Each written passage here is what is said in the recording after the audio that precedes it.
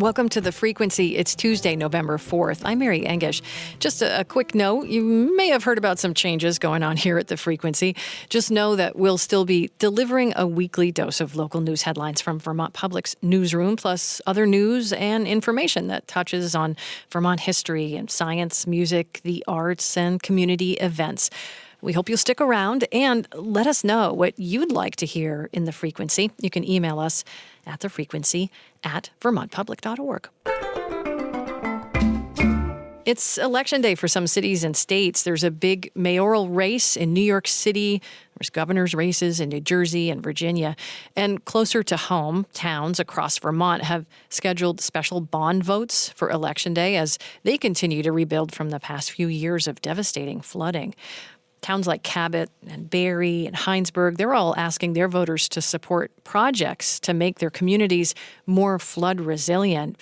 In Plainfield, Vermont Public's Howard Weiss-Tisman reported that voters there being asked to weigh in on an ambitious and controversial plan to develop a new housing project in town. The select board asking for approval to borrow up to $600,000 to purchase about 24 acres near the center of town. If voters approve the question, the town hopes to move ahead with the plan to develop public roads, utility connections, other things like that, and an estimated 40 homes on that land. I asked Howard what he found out about it. So the town thinks that by being involved in this process, it can help keep costs down a little bit. Again, the town won't be building the homes, but it'll be kind of encouraging the development there.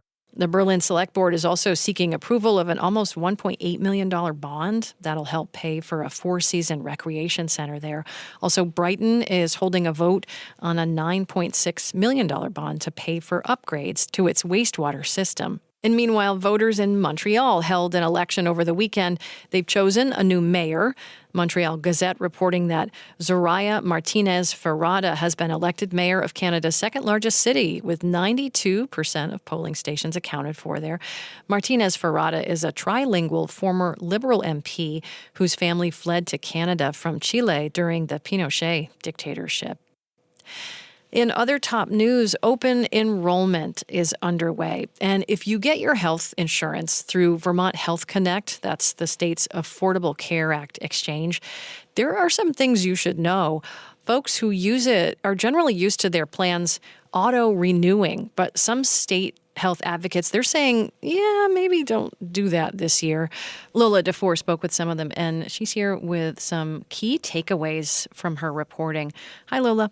Hey, Mary. Thanks for having me. So thousands of Vermonters get their health insurance through this Vermont Health Connect. Lola, what can you share? Big changes are coming to the exchange next year, unless Congress intervenes. And tax credits that helped a lot of people be able to afford their premiums are set to go away. But the impact of the expiration of those subsidies is highly, highly variable. And it is really important that people go on Vermont Health Connect and figure out what their options are and how they specifically are being impacted. There are a lot of people looking at really dire scenarios, and we shouldn't sugarcoat that, where they're looking at, their effective premium costs going up 1, 2, 3 times, and that's huge.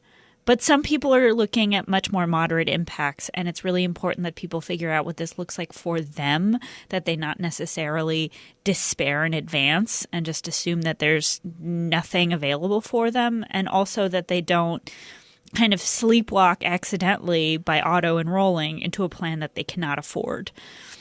And also, there is help available. You can reach out to Vermont Health Connect. You can reach out to navigators. You can reach out to the Vermont Healthcare Advocates Office, and they can help you figure out what your options look like. Obviously, whether or not these subsidies will actually expire is very much up in the air. I mean, right now, legally, they are set to, but this is what the standoff in Washington is all about. That being said, people should not hold off for a deal on that before looking at what this could potentially mean for them based on the status quo, right? Great, super helpful. So no procrastination in this case, and don't just Yeah, no let your plan- procrastination. And even though the numbers may be really scary, it's important for you to look at them. Awesome. Thank you so much. Super helpful. Let's take a quick break here, and when we come back, we'll learn more about this day in Vermont history.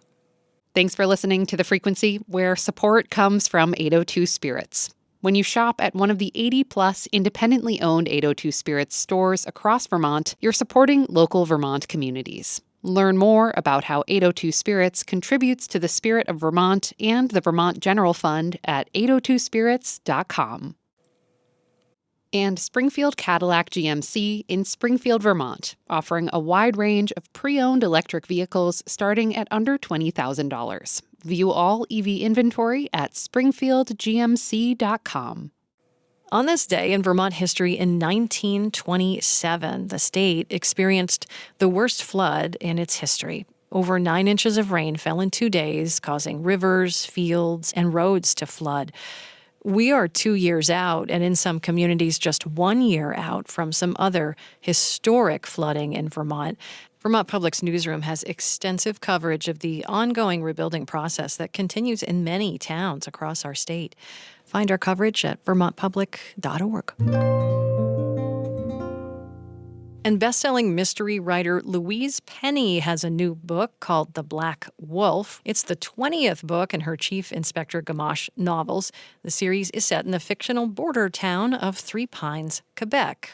And for the first time in 20 years, Penny did not tour the U.S. after releasing it, except for one stop. And that was this weekend at the Haskell Free Library and Opera House, which sits on the border between Vermont and Quebec. Penny, who is Canadian, had canceled her tour in the U.S. in response to President Donald Trump's tariff threats and other actions. And then on Saturday night, she spoke to a sold-out crowd at the Haskell Library about her new novel. She also talked about the example she wanted to set by canceling her U.S. tour. I don't think there is a country that has been invaded or peoples that have been rounded up or individuals who have been targeted who haven't thought, what have I missed? What did I miss? When was that moment we could have stood up and said something? This is my moment, and I could, and if I didn't, then shame on me. Penny urged her audience of nearly 400 people to choose decency across political borders. And we'll leave with this autumn conundrum that plagues some people with lawns and gardens: to rake and leaf blow or not to rake or leaf blow. Charlie Nardozzi is our resident gardening expert on the podcast All Things Gardening. He recently shared some recent research on what happens to your lawn and garden soil when you don't rake up all the fallen leaves and just leave them there. Here he is. They did some tests where they put what they call emergent traps over areas where one part of the lawn was raked, the other part of the lawn was just leaves.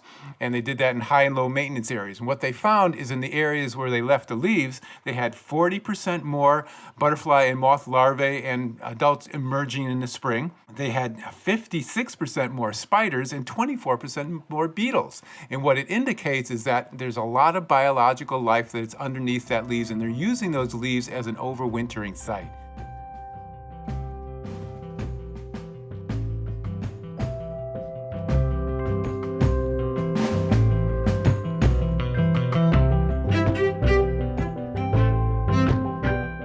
That's the frequency for today. We had additional reporting from Howard Weiss-Tisman, Lola DeFore, Jen Jarecki, Nathaniel Wilson, and Mila Van Lined. Adia Golston produces The Frequency with Stephanie Colombini editing.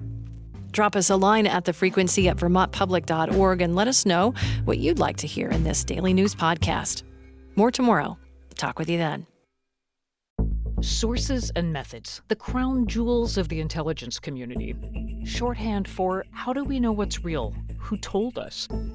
If you have those answers, you're on the inside, and NPR wants to bring you there. From the Pentagon to the State Department to spy agencies, listen to understand what's really happening and what it means for you. Sources and Methods, the new national security podcast from NPR.